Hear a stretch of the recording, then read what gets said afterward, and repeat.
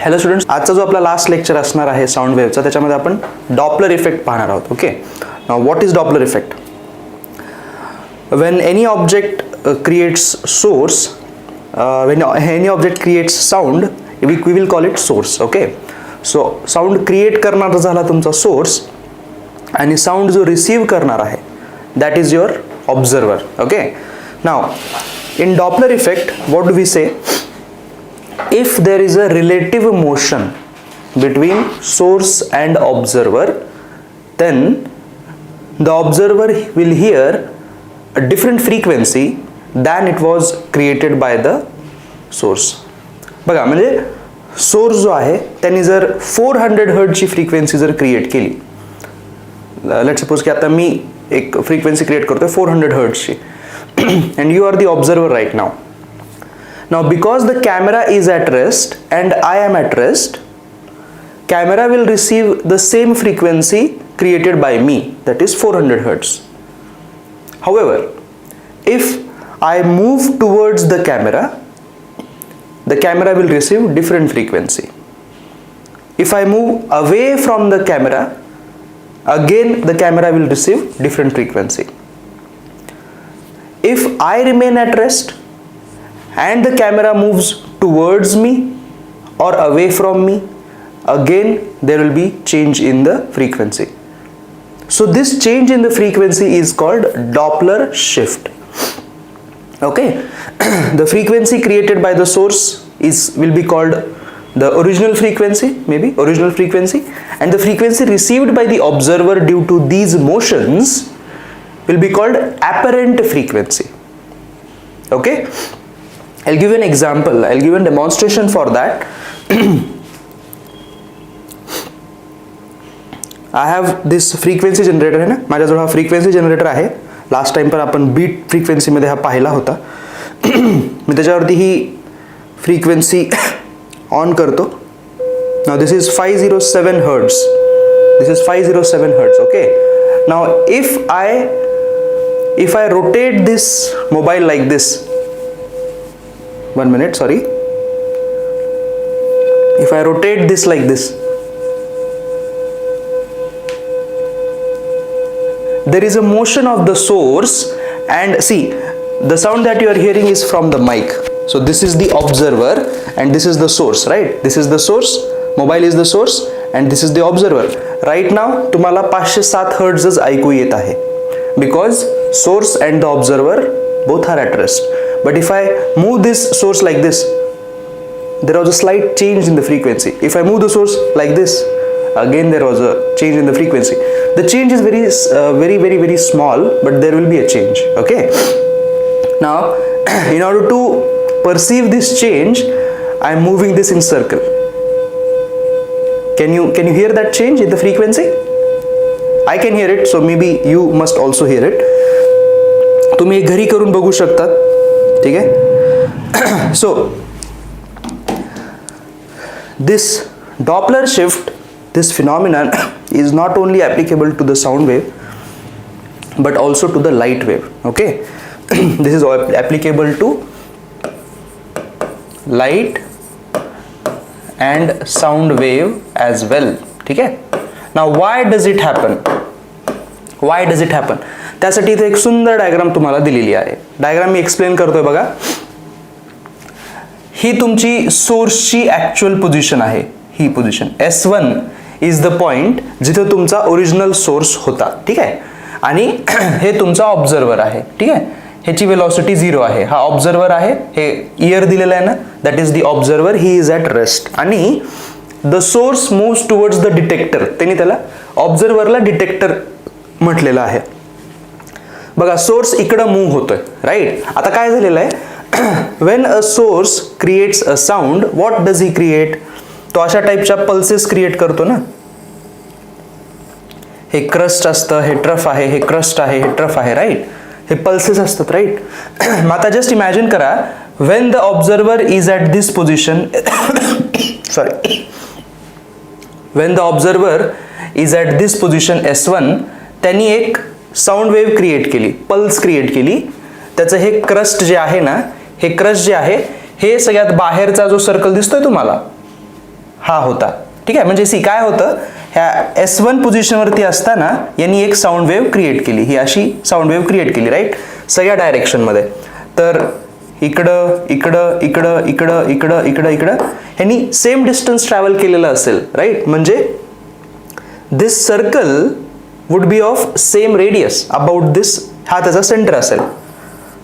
म्हणजे ही sound wave अशी सगळीकडं इक्वल डिस्टन्स ट्रॅव्हल करत करत करत करत लांब जाते, म्हणता येईल असं. ओके, मग S1नी क्रिएट केलेली जी साऊंड वेव्ह आहे ती ट्रॅव्हल करत जाते आणि ही डिटेक्टर पर्यंत जस्ट आता पोहोचलेली आहे. बघा, ही दिसते तुम्हाला, ही S1 न क्रिएट केलेली साऊंड वेव्ह आहे. S1 या पोझिशनवरती असताना इथं दिलेलं आहे बघा, W1, this is the wave created Wien the source was at position S1. हे सगळ्यात बाहेरचं बरं का, सगळ्यात बाहेरचं. नंतर काय झालं होतं, आता आपला सोर्स त्याच ठिकाणी नाहीये ना, म्हणून तो काय झाला, थोडासा आता पुढं आलेला, इथं आलेला होता आणि मग त्यानं इथून साऊंड वेव्ह पुढची क्रिएट केली होती.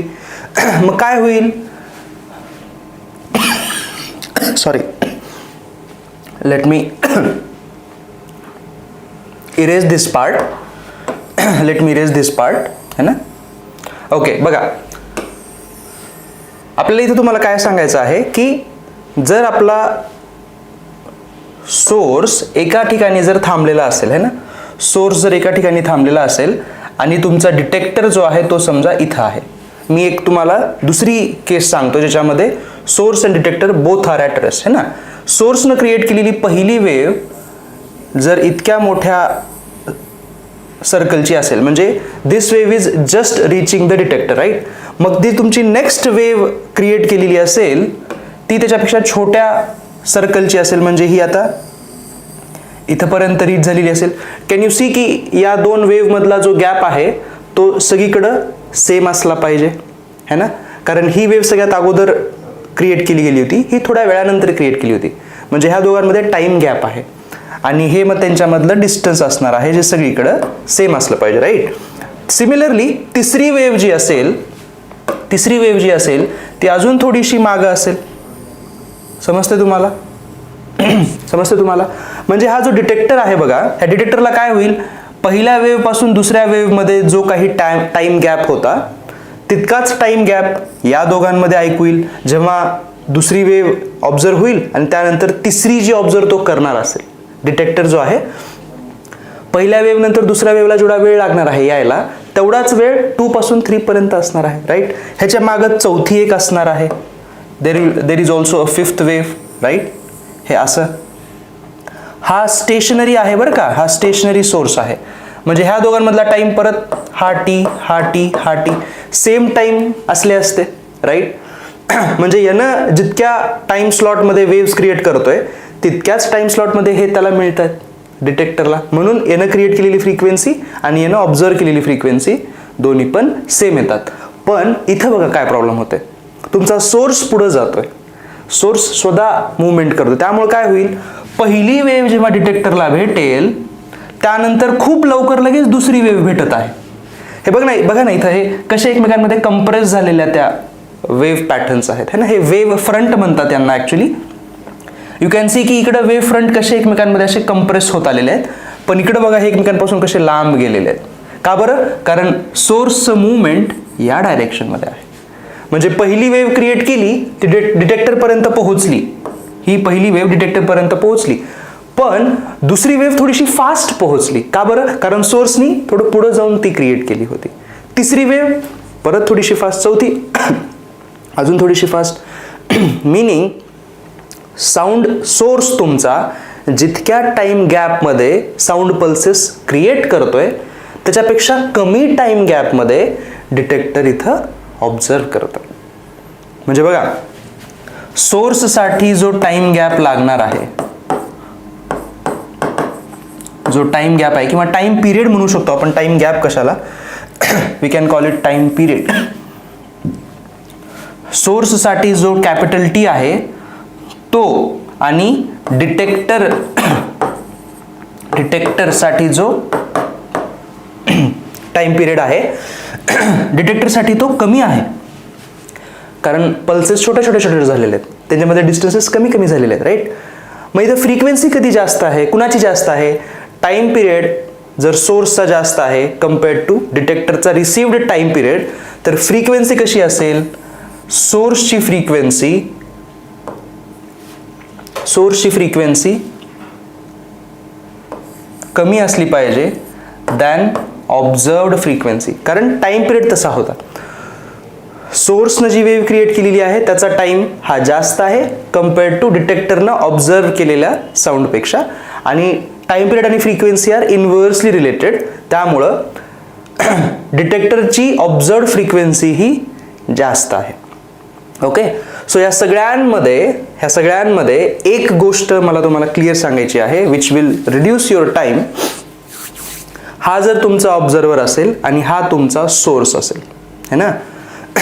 जर सोर्स ऑब्झर्वरकडे गेला असा, ह्याची फ्रिक्वेन्सी 400 हर्ट्ज आहे समजा, ओरिजिनल फ्रिक्वेन्सी क्रिएट करायची. हा जर इकडं असा गेला तर ह्याला 400 पेक्षा जास्त फ्रिक्वेन्सी ऐकू येते. हा सोर्स जर लांब गेला तर याला स्टेशनरी ऑब्झर्वरला 400 पेक्षा कमी फ्रिक्वेन्सी ऐकू येईल. सिमिलरली जर ऑब्झर्वर असा आला सोर्सच्या कडं जवळ, तर परत त्याला जास्त फ्रिक्वेन्सी ऐकू येते, कारण दोघांमधलं डिस्टन्स कमी व्हायला ना. That is the most important part. ह्यांच्यामधलं रिलेटिव्ह डिस्टन्स जर कमी होत असेल किंवा वाढत असेल तर फ्रिक्वेन्सीमध्ये फरक पडत असतो. तर आपण ते इथे एका लाईनमध्ये लिहून घेऊ शकतो. बघा, apparent frequency is more than true frequency. कधी? if relative distance between the two decreases. Distance जर डिक्रीज झालं तर ॲपरंट फ्रिक्वेन्सी ही जास्त असते. किंवा ह्यालाच दुसऱ्या पद्धतीने म्हणता येतं, if the relative velocity is towards each other. जर दोघं एकमेकांकडे येत असतील तर ॲपरंट फ्रिक्वेन्सी ही जास्त असते. whereas apparent frequency is less than true frequency if distance between the two increases. आणि दुसरं, if the relative velocity is away from each other.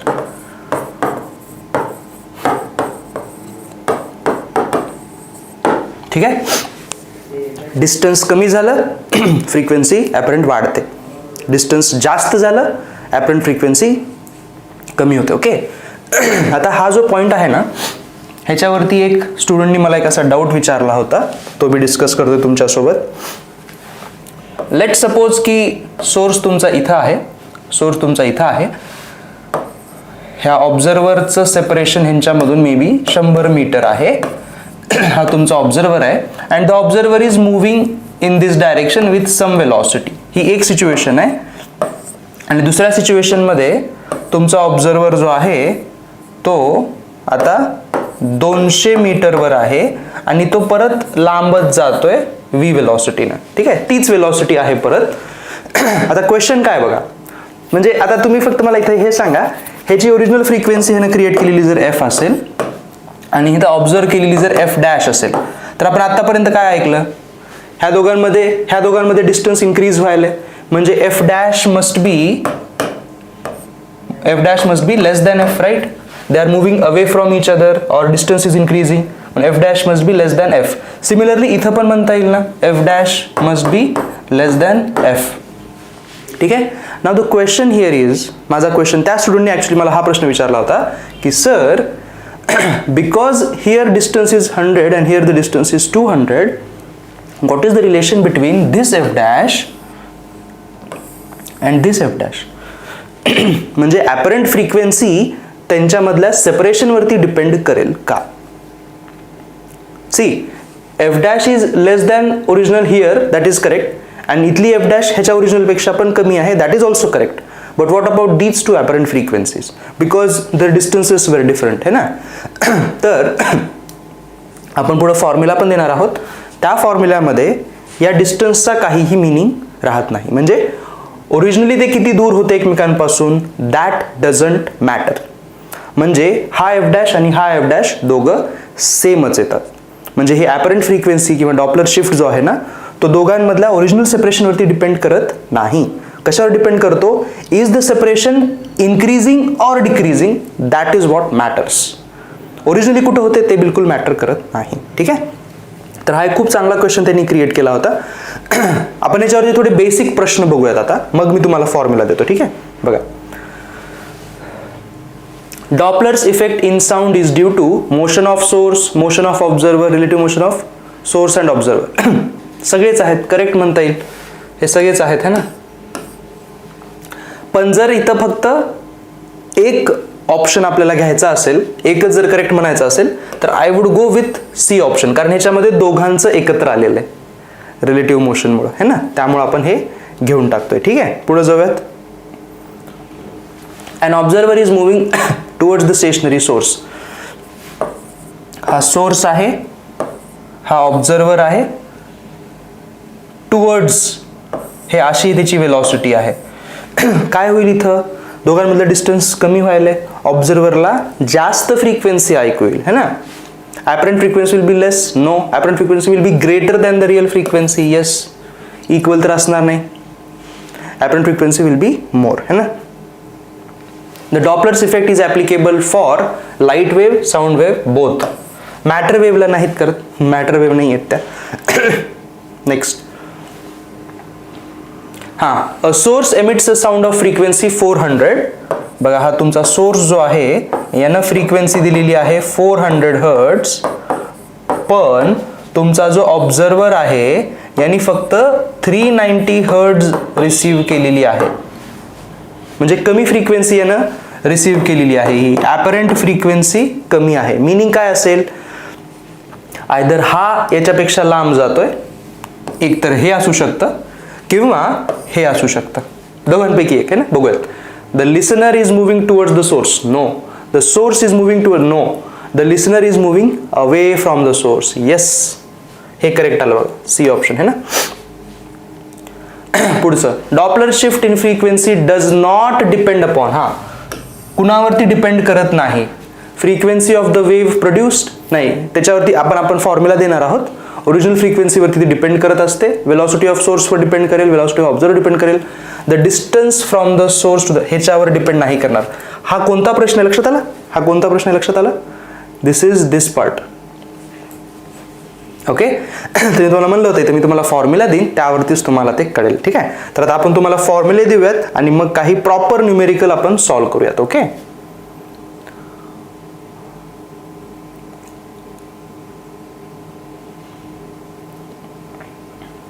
Okay, ठीक आहे. त्याच्या अगोदर अजून एक पार्ट मी तुमच्यासोबत डिस्कस करू इच्छितो, तो म्हणजे समजा हा तुमचा सोर्स आहे, हा तुमचा ऑब्झर्वर आहे. ठीक आहे. आपण काय म्हणलं की जर सोर्स इकडं गेला नंबर 1, तर काय होईल आपण डिस्कस केलेलं आहे. नंबर 1 केसमध्ये जी ॲपरंट फ्रिक्वेन्सी आहे ती ओरिजिनल पेक्षा जास्त येते, सोर्स तुमचा ऑब्झर्वरकडे गेला म्हणून, राईट. नंबर 2 मी इकडे दाखवतोय. तर या सेकंड केसमध्ये काय होणार होतं, apparent frequency was less than the original frequency होणार होतं, राईट. म्हणजे टुवर्ड्स आणि अवे म्हटलेलं आहे आपण है ना. समजा जी वेलॉसिटी आहे ना ती डायरेक्ट टुवर्ड्स द ऑब्झर्वर पण नाहीये आणि अवे फ्रॉम द ऑब्झर्वर पण नाहीये, हे असं काहीतरी आहे है ना. मग अशा केसेसमध्ये काय करावं लागतं आपल्याला, ॲज यू कॅन सी की even though the source is not moving, हे नंबर 3 आहे. Even though we can tell की source is not directly moving towards the observer, तो इकडे जातोय, पण याचा एक कॉम्पोनंट आपल्याला इकडे काढता येतो ना.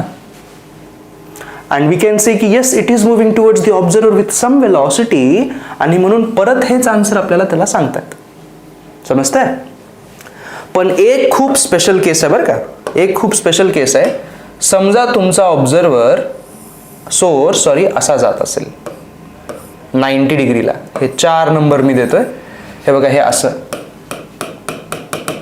हे असं, म्हणजे तो इथं होता, the source was at this point बरं का, सोर्स इथं आहे बरं का, एक्झॅक्टली ऑब्झर्वरच्या समोर आहे तो, आणि त्या मोमेंटला त्याची वेलॉसिटी 90 डिग्रीला आहे. ही तुमच्या सोर्सची वेलॉसिटी आहे एक्झॅक्टली 90ला. म्हणजे बघा, तो जेव्हा या पोझिशनला असेल ना, या पोझिशनला, तो खाली जायचा जेव्हा असा प्रयत्न करतोय, किंवा वर जायचा जर तो प्रयत्न करत जर असेल 5 नंबर, तर त्यांच्या वेलॉसिटीचा इकडं कोणताही कॉम्पोनंट येत नाही, किंवा इकडं पण कॉम्पोनंट येत नाही. मीनिंग या स्पेशल पॉइंटला जर त्यांच्या वेलॉसिटी अशा किंवा अशा असतील, perpendicular to this line, source पासून ऑब्झर्वर पर्यंतची जी लाईन आहे, त्या लाईनला जर ह्या वेलॉसिटीज परपेंडिक्युलर असतील, I can say that the source is not moving towards the observer or away from the observer. काहीच करत नाहीये, तो मूव्ह होतोय, पण ऑब्झर्वरच्या रिस्पेक्टमध्ये तो लांब पण जात नाहीये, जवळ पण जात नाहीये. मीनिंग अशा केसमध्ये, या 5th नंबरच्या केसमध्ये किंवा 4th नंबरच्या केसमध्ये ॲपरंट फ्रिक्वेन्सी आणि ट्रू फ्रिक्वेन्सी दोघंही इक्वल येतात. हे खूप महत्त्वाचा पॉईंट असेल. ठीक आहे, समजतंय? तर या पॉईंटला आपण कसं लिहून घेऊ शकतो बघा, तुम्ही सेपरेट डायग्राम काढू शकतात की this is the source, may be this is the observer. हे बघा, हे असं दोघांना कनेक्ट करणारी लाईन काढली आपण. ही तुमच्या सोर्सची वेलॉसिटी अशी काय लिहू शकतो आपण, if source velocity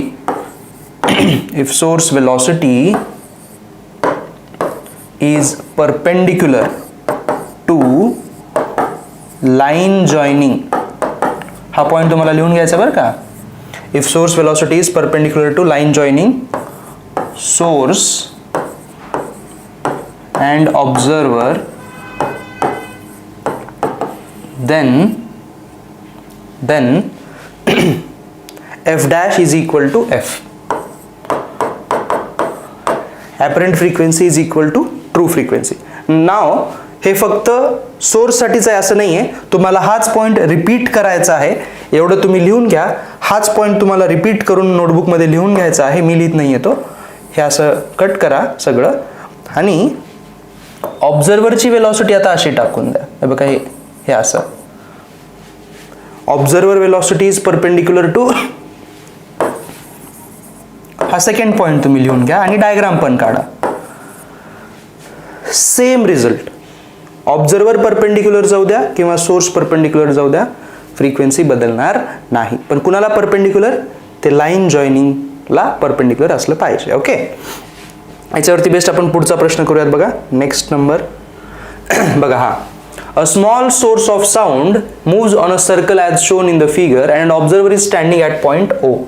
Let N1, N2 and N3 be the frequencies heard when the source is at A, B and C.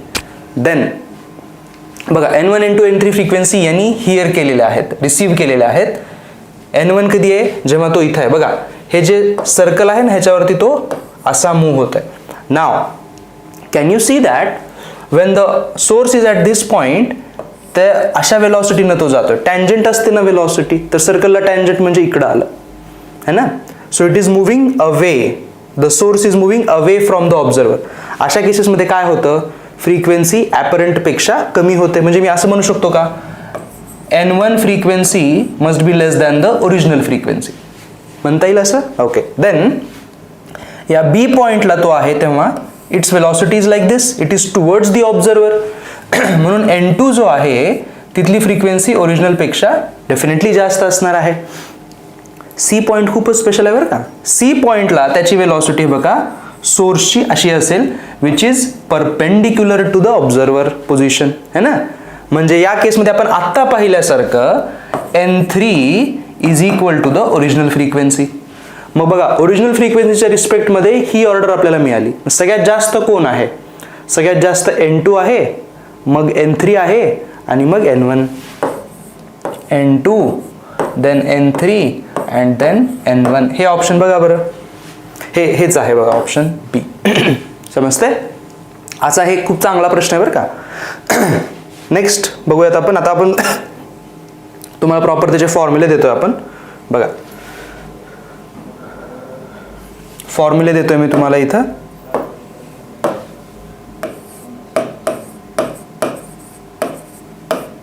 फॉर्म्युले for apparent frequency.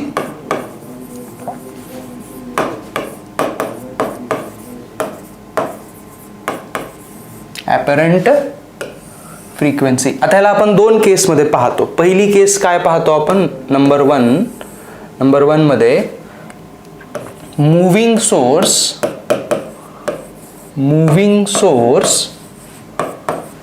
And stationary ऑब्झर्वरला वेलॉसिटी नाही. ठीक आहे. ह्याच्यामध्ये परत दोन केसेस केल्या जातात. केस ए मध्ये बघा काय दाखवतोय मी, तुमचा जो सोर्स आहे तो ऑब्झर्वरकडं मूव्ह होतोय. ठीक आहे, विथ वेलॉसिटी VS है ना. आणि दुसऱ्या केसमध्ये हे ए आहे, हे बी आहे. ओके, बी मध्ये हा तुमचा सोर्स आहे, हा तुमचा ऑब्झर्वर आहे, and the source is moving away from the observer with velocity VS. ठीक आहे. तर दोन्ही केसमध्ये ॲपरंट फ्रिक्वेन्सीचे फॉर्म्युले बघा किती सिमिलर आहेत. F dash is original frequency F, he original frequency लिहायची असते. फॉर्म्युला कसा आहे बघा, एक V आहे इथं, हा काय आहे ते मी सांगतो, डिवाइड बाय इथं ही V केला जातो.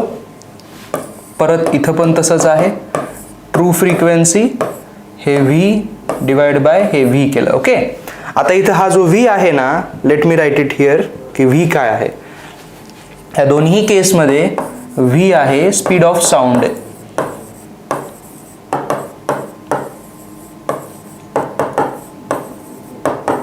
ठीक आहे. आता बघा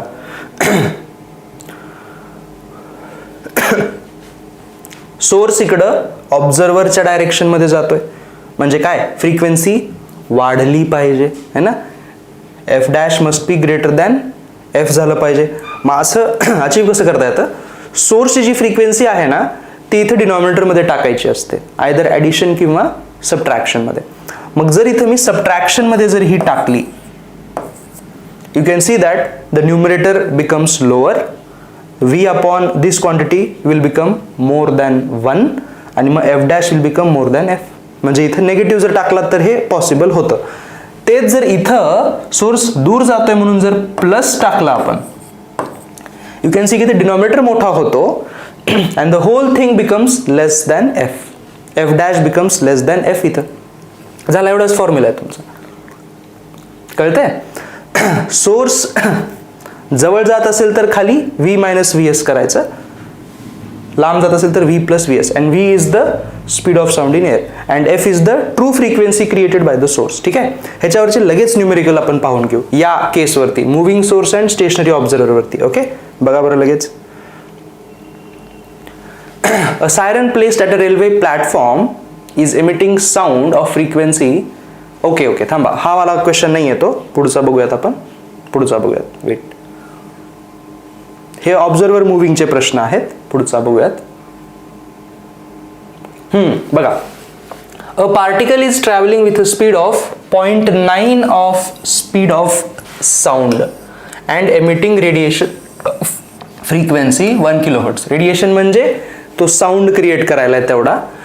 बघा आता सोर्सची स्पीड त्यांनी कशी दिलेली आहे, 0.9 ऑफ स्पीड ऑफ साऊंड, म्हणजे स्पीड ऑफ साऊंडला आपण सॉरी V घेऊयात नुसतं है ना असं.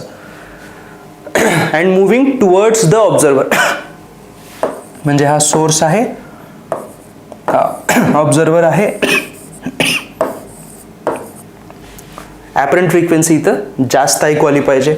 फॉर्म्युला काय येतो, F dash is equal to F साऊंडची स्पीड, आणि we need F dash to be more than F, मग खाली मायनस टाकून द्यायचं.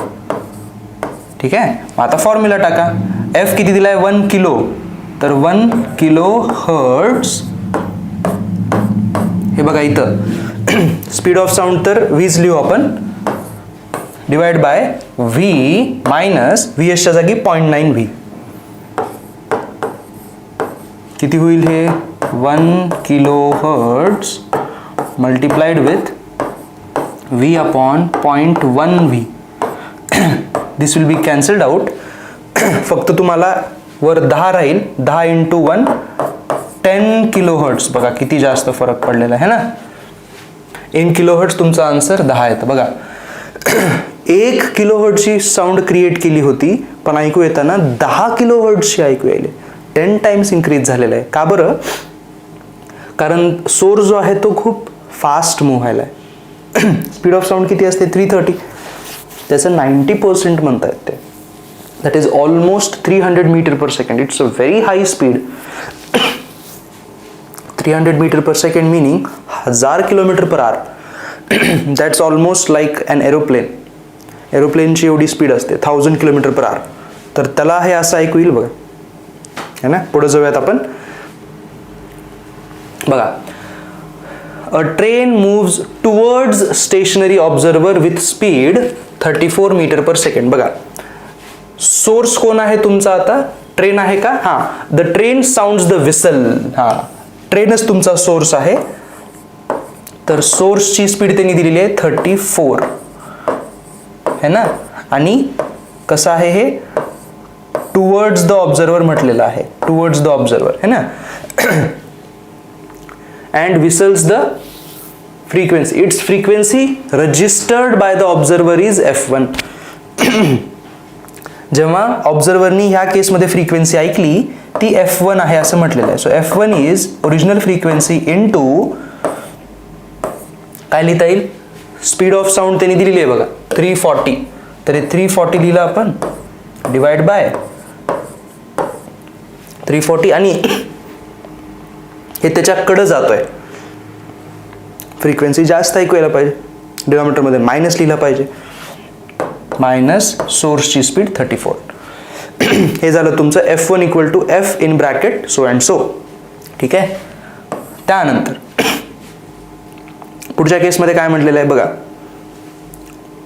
If the train speed is reduced to 17, सोर्सची स्पीड त्यांनी आता 17 केलेली आहे, तर रजिस्टर झालेली फ्रिक्वेन्सी आता ऑब्झर्वर कडून f2 आहे. मग f2 चं इक्वेशन असंच लिहिता येईल, काहीच बदल करायची गरज नाही आहे. बघा f in bracket 340 divide by -17 करावं, झालं एवढंच आहे. त्यांनी म्हणले ratio of f1 bye f2, झालं. पुढच्या स्टेपमध्ये या दोघांना तुम्ही फक्त डिवाइड करा, दॅट्स युअर आन्सर. बघा f1 by f2 is equal to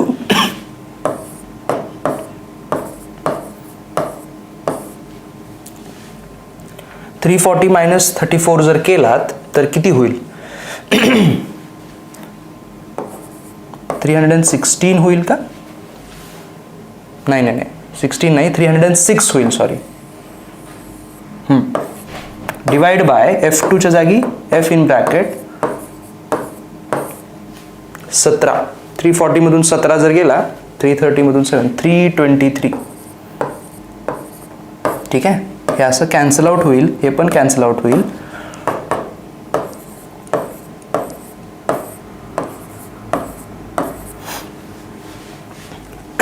तुम्ही जर 17 ने जर डिवाइड केलात ह्या दोघांना 17 न, तर भाग जातो असं मला वाटतं, कारण हे 340 वॉज मल्टिपल ऑफ 17 है ना, त्यामुळे 17 न दोघांना मी भाग घालतोय.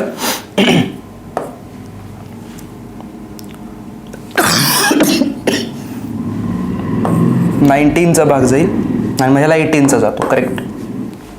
हे आन्सर येतं बघा. आय होप की तुमच्या लक्षात आलंय. सोर्सची जर वेलॉसिटी असेल ती तुम्ही डिनॉमिनेटरमध्ये टाकायची आहे. सोर्स जर जवळ येत असेल मायनस टाका, सोर्स जर लांब जात असेल प्लस टाका, बास. ठीक आहे. आता ऑब्झर्वरचे क्वेश्चन्स करण्यासाठी थोडंसं जाऊयात आपण. मागचे प्रश्न होते आपले, है ना, त्याचा फॉर्म्युला पण देतो मी तुम्हाला. हे बघा, हे 2 ऑब्झर्वरचे प्रश्न आपण इथं ठेवलेले आहेत. तर इथं 2 नंबर टाकूयात आपण आता. बघा आता, moving observer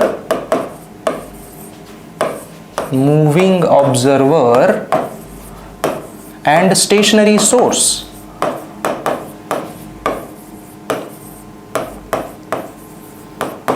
moving observer and stationary source.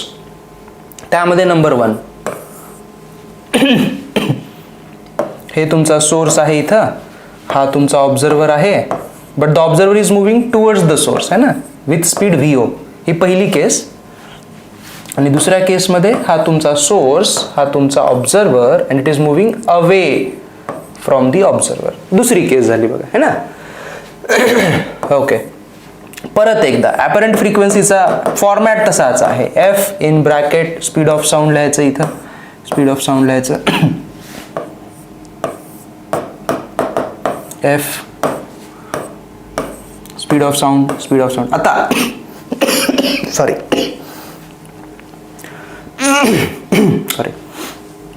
ऑब्झर्वरची G speed असते या फॉर्म्युल्यामध्ये न्यूमरेटरमध्ये जात असते. सोर्सची डिनॉमिनेटरमध्ये जात होती, राईट. आता ऑब्झर्वरची जाते न्यूमरेटरमध्ये. आणि न्यूमरेटरमध्ये आपण कसं करायचं बघा, आता लक्षात कसं ठेवायचं. ऑब्झर्वर आता सोर्सकडे जातोय ना, डिस्टन्स कमी व्हायला, apparent frequency should be more, म्हणून न्यूमरेटर जास्त झाला पाहिजे, त्यासाठी इथं प्लसच करावं लागेल आणि इथं मग मायनस करावं लागेल. संपलं. एवढेच फॉर्म्युले आहेत तुमचे. ठीक आहे, अशा पद्धतीने लक्षात ठेवा. Again the V here is speed of sound.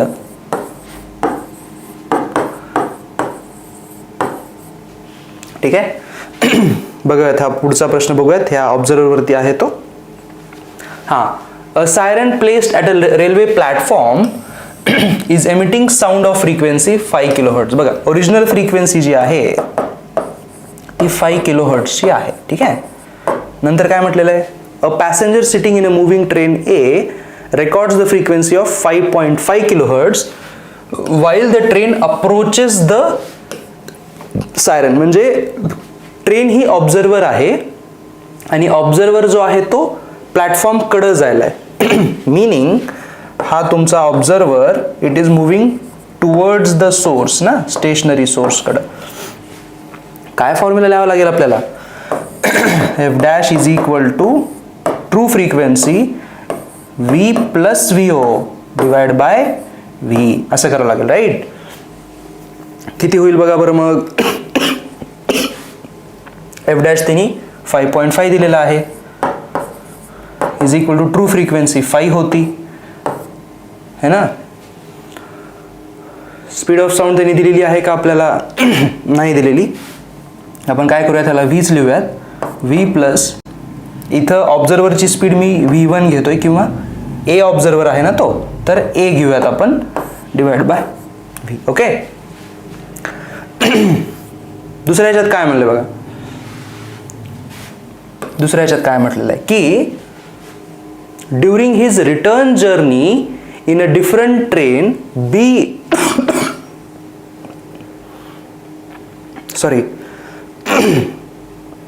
during his return journey in a different train he records the frequency 6 kHz while approaching the same siren.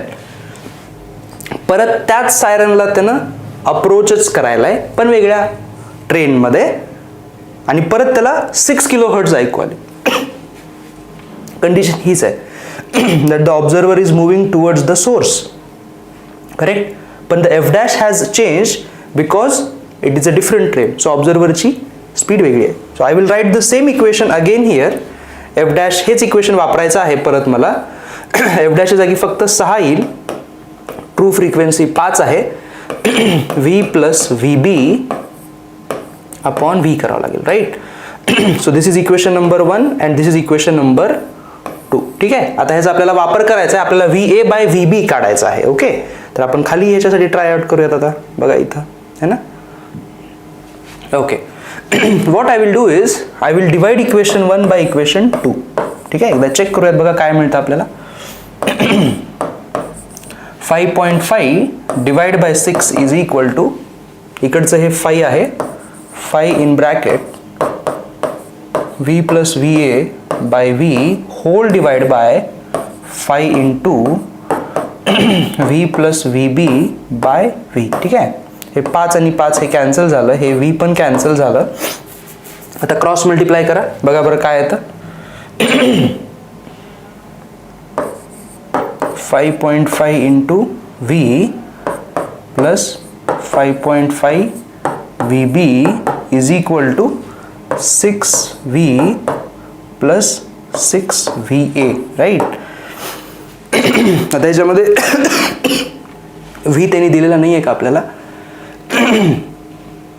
हो अच्छा, v आपल्याला त्यांनी दिलेला नाही आहे, तर आपण v मे बी घेऊ शकतो है ना. 340 मीटर पर सेकंड आपण घेऊन टाकूयात v, त्याशिवाय हे सॉल्व करता येणार नाही असं मला वाटतं है ना.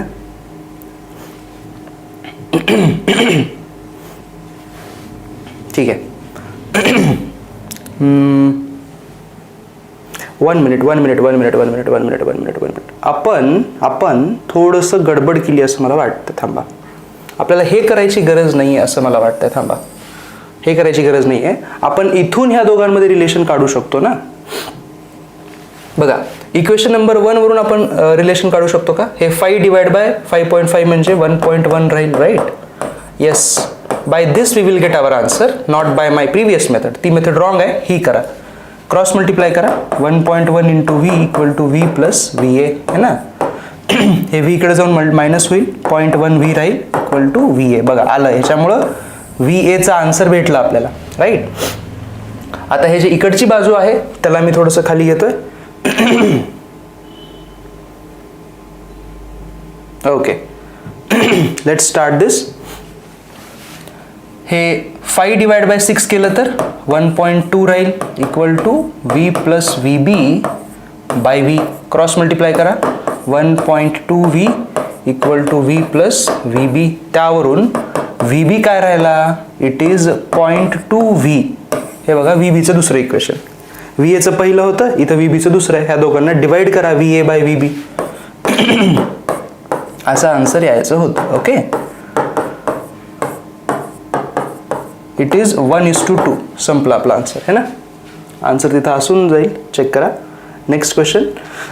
N observer move towards a stationary source with velocity of 1/5 of sound. म्हणजे ऑब्झर्वरची जी वेलॉसिटी आहे साऊंडपेक्षा 1/5 आहे. म्हणजे हे अगोदर लिहून घ्या. What is the percentage increase in the apparent frequency? It is moving towards the source ना. टुवर्ड्स द सोर्स म्हणल्यानंतर F dash would be F into V plus observer speed divide by V असतो, right. मग आपण इथं आता value टाकून देऊ. V O is V plus V by 5, sorry, मग असं झालं बघा. हे व्ही इथं टाकला, क्रॉस मल्टिप्लाय करा.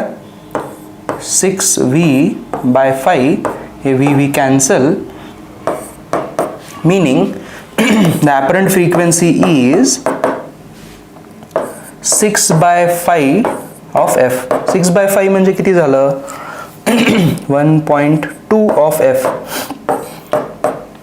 किती मध्ये डिफरन्स किती आहे? f डॅश मायनस एफ जर केलात तुम्ही, f dash minus F, it will be 0.2f. कळतंय? म्हणजे 20% इन्क्रीमेंट झालेला आहे. हे 0.2 म्हणजे 20% आहे, राईट. बघा, तर अशा पद्धतीने हे प्रश्न असतात. खूप इझी क्वेश्चन असतात. 4 फॉर्म्युले आहेत, एकत्र आपण त्याचा विचार करू शकतो है ना. तर बेसिकली काय आहे? F dash is equal to apparent frequency, sorry, F dash is original frequency V plus or minus V O divide by V plus or minus V S. अशा पद्धतीने हे 4ही फॉर्म्युले एकत्र लिहिता येतात, पण विथ साइन कन्व्हेन्शन. ते साइन कधी वापरायचे आहेत ते आपल्याला कळलं पाहिजे. ऑलराईट, हे एक झालं. आता पुढं एक अजून एक एक्झाम्पल आहे, ते बघूयात आपण.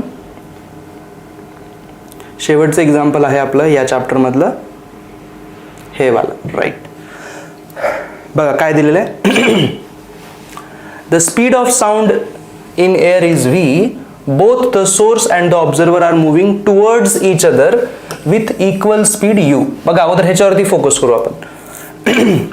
सोर्स आणि ऑब्झर्वर दोघं पण एकमेकांकडे येत आहेत विथ सेम स्पीड, हे यू आणि हे यू. त्यामुळं फरक कसा पडेल, एफ डॅशचं इक्वेशन काय बनेल, F in bracket speed of sound त्यांनी व्ही दिलेली आहे, ती लिहिली आपण है ना, हे लिहिली. आता बघा ऑब्झर्वर सोर्सकडे येतोय म्हणून न्यूमरेटरमध्ये एक प्लस यू करावा लागेल, आणि सोर्स जो आहे तोही ऑब्झर्वरकडे जातो म्हणून इथं एक मायनस यू करावा लागेल according to our sign convention. इथपर्यंत झालं ठीक. आता पुढे बघा, the speed of wind is W from the source to the observer. बघा आता जर मी सोर्स असेल आणि तुम्ही जर ऑब्झर्वर असाल तर आता 330 मीटर पर सेकंडनं स्पीड तुमच्याकडं साऊंड येते. पण जर इथून विंड 10 जर तुमच्याकडे येत असेल, हवा पण चालू असेल, तर स्पीड ऑफ साऊंड किती बनते, 330 प्लस 10. फास्ट येईल ना साऊंड तुमच्यापर्यंत, 340 बनते. मग त्यांनी तसं म्हटलेलं आहे की wind is moving from the source to the observer with W value. मग हे जे स्पीड ऑफ साऊंड जे होतं ना व्ही, त्याच्यामध्ये दोन्ही ठिकाणी आपल्याला डब्ल्यू ॲड करावा लागेल. ही आपली ॲपरंट फ्रिक्वेन्सी बनते. आता समजतंय. तर त्यांनी कशाचा रेशो विचारलेला आहे, the ratio of F upon apparent frequency, apparent frequency to the म्हणजे एफ डॅश बाय एफ विचारलेला आहे त्यांनी. म्हणजे हेच V plus U plus W, V plus U plus W by V plus W minus U, हे option येते बघा. आणि इथं जर विंड ऑब्झर्वर पासून जर सोर्सकडे जर आली असती तर मला दोन्ही ठिकाणी मायनस डब्ल्यू करावा लागला असता.